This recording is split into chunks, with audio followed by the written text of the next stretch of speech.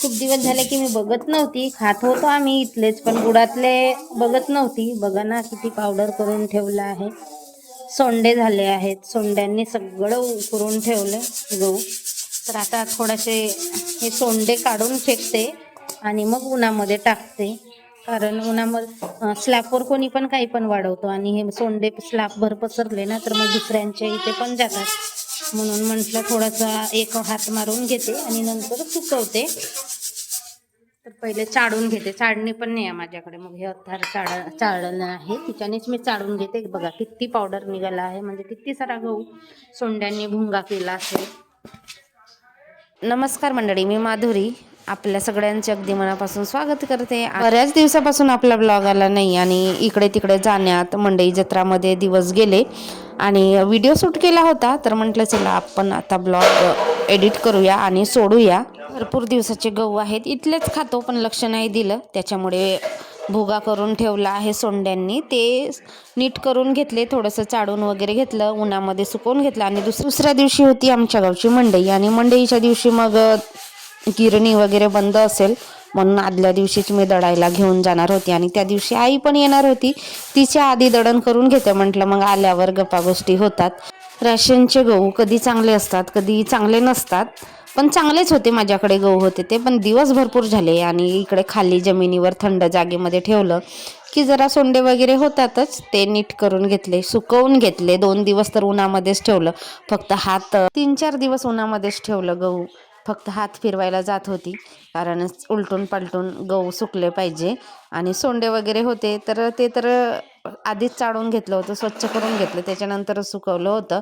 आणि रुद्रांश पण शाळेत गेला. रुद्रांश आल्यानंतर रुद्रांशला सरप्राईज असणार आहे, आई येणार आहे. ते त्याला सांगितलं होतं की मी आई येणार आहे. आणि मंडई होती दुसऱ्या दिवशी आणि त्याच्यानंतरच्या दिवशी होती माझ्या मामाच्या गावी. म्हणजे इथून माझ्या मामाचं गाव जवळच आहे, मग माझ्या गावची पण मंडई मिळेल आणि मामाच्या गावची. आम्ही पण सगळे जाणार होतो तिकडे, मावशी बहीण वहिनी वगैरे, म्हणजे सगळे नातेवाईक येतात. आणि मग आई वगैरेच्या मित्रमैत्रिणी ते पण भेटतात. म्हणजे असं माहेरपणाला येतातच मंडई जत्रा असली की, सगळ्यांच्या गाठी भेटी होतात. त्यामागचा हा उद्देश असतो. मग गहू नीट करून झाले, 4 पायल्या गहू मी दळून आणते, पण इतक्यात हॉस्पिटलमध्ये पोळ्या वगैरे देणं झालं, डब्बा देणं झालं, त्याच्यामुळे पीठ संपला लवकर. आज तर मेथी आणि तुरीच्या दाण्याचा मिक्स आडण करणार आहे. हिवाळ्यात पालेभाज्या वगैरे मिळतात आणि हिरवा कोथिंबीर असते घरगुती, लसणाचा पाला असते, त्याच्यामुळे ना हे आडण कसेही बनवा तुम्ही, एकदम सिंपल पद्धतीने काही टाकू नका तरी टेस्टी लागतात. टमाटर जरा जास्त घ्यायचे.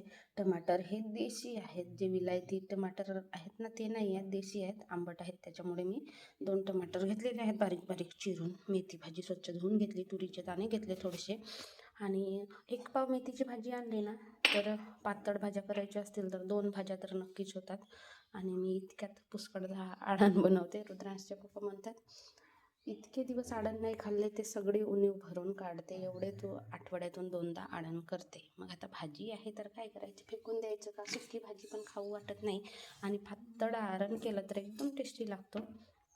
तसं खात नाही असं नाही, पण मी बहुतेक जास्तच आडण बनवते. मग कुठलीच पालेभाजी नाही आणत, लाल भाजी वगैरे, खेडा भाजी, चवळीची भाजी, ते खाऊसं नाही वाटत त्यांना, मग मेथीचीच भाजी आणते मी. हे आहे दुसऱ्या दिवशीची सकाळ आणि आमच्या गावची मंडई होती, पण शाळेला सुट्ट्या नव्हत्या.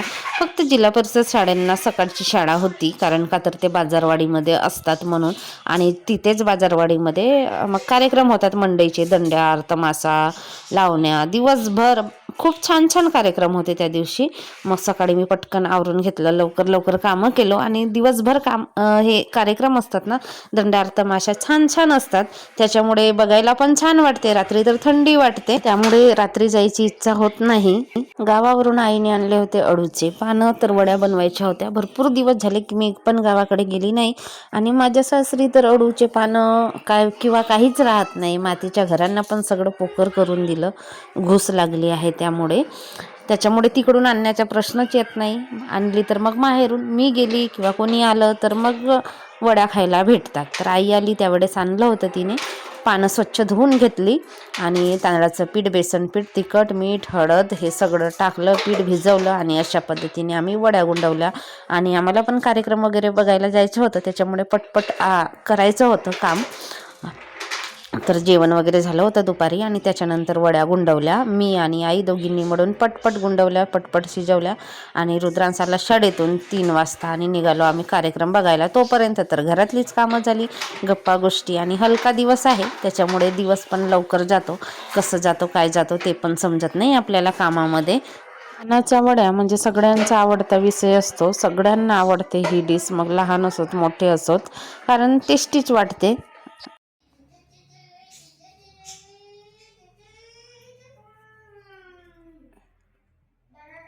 ये बात ना बात करते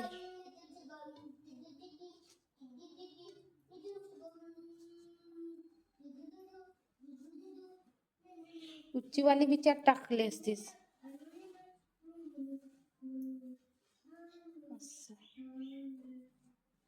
झाले पूर्ण.